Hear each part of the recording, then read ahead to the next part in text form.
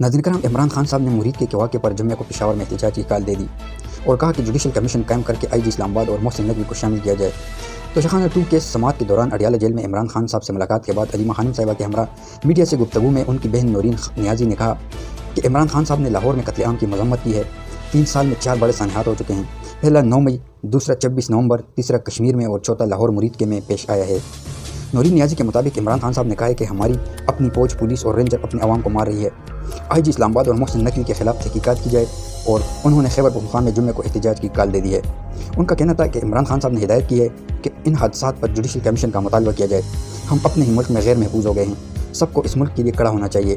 نورین خان کے مطابق عمران خان صاحب نے کہا کہ افغانستان ہمارا ہمسایہ ملک ہے، افغانوں کو 3 نسلوں کے بعد پاکستان سے واپس بھیجا گیا ہے، ڈکٹیٹرز کبھی امن نہیں لاتے۔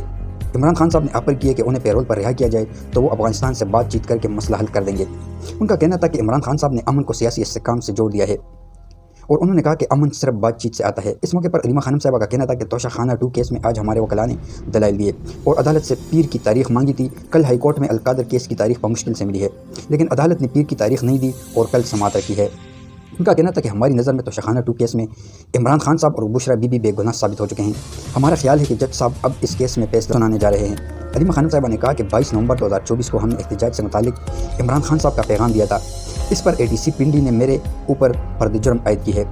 فرد جرم پر نہ میرا دستخط ہے اور نہ میرا انگوٹھا ہے۔ ہم عدالت سے درخواست کریں گے کہ اس پر نظر ثانی کریں۔ افغان طالبان کی درخواست پر پاکستان نے اگلے 48 گھنٹوں کے لیے سیز فائر کا فیصلہ کر دیا ہے۔